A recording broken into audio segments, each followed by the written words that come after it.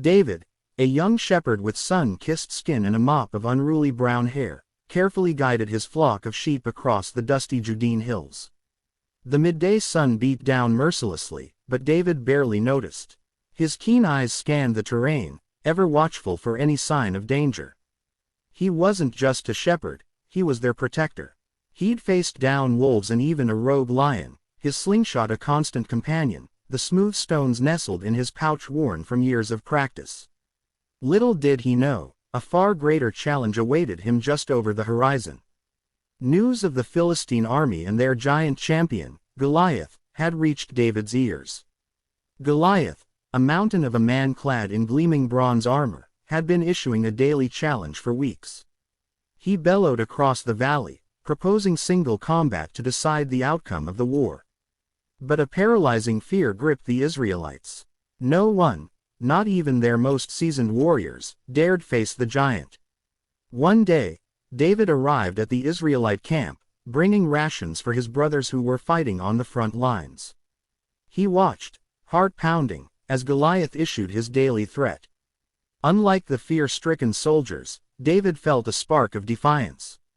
He saw the arrogance glinting in Goliath's eyes, the way he mocked the Israelites like helpless children. David hurried to King Saul's tent. The seasoned warriors scoffed at the sight of the scrawny boy, but David held his ground. "Let me fight him," his voice rang out, clear and unwavering.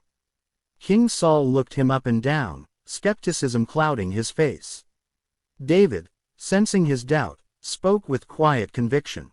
"I have faced lions and bears protecting my sheep," he said. "The Lord was with me then, and he will be with me now." Saul, though hesitant, saw the burning faith in David's eyes. He reluctantly agreed, but David refused the king's heavy armor. "I can't fight in that," he explained, "it's too cumbersome." Instead, he grabbed his trusty sling, the one he used to ward off predators with well-aimed stones, and a pouch filled with smooth, river-washed pebbles. When Goliath saw David approach, a sneer twisted his face. "Am I a dog that you come at me with a stick?" he bellowed. David, unfazed by the giant's taunts, replied, "I come to you in the name of the Lord Almighty, the God of the Israelite armies, whom you have defied." With a practiced flick of his wrist, David launched a stone from his sling. It sailed through the air with a satisfying whistle, a streak of brown against the blue sky. It found its mark with a resounding thud, slamming right into Goliath's forehead. The giant roared in pain, his knees buckling beneath him.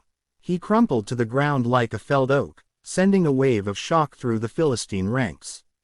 David wasted no time. He raced to the fallen giant, seized Goliath's own sword, and with a single, swift stroke, severed the giant's head. A deafening silence descended upon the battlefield, broken only by the gasps of the Philistines. Then, a mighty cheer erupted from the Israelite ranks. David, the shepherd boy, had defied the odds and slain the giant, turning the tide of the battle. The Philistines, demoralized and leaderless, fled in disarray. The Israelites, inspired by David's courage and faith, pursued them, claiming a resounding victory. David's name became legend that day. The story of the shepherd boy who felled a giant became a beacon of hope, a testament to the power of faith and the unwavering spirit that resides within even the most unlikely of heroes.